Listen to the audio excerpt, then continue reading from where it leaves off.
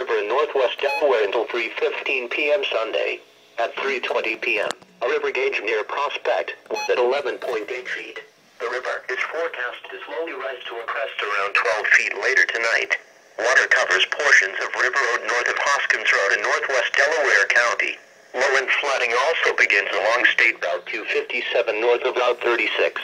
Do not drive your vehicle into areas where the water covers the roadway. The water depth may be too great to allow your car to cross safely, and the road beneath may not be intact. Stay tuned to developments by listening to NOAA Weather All Hazards Radio.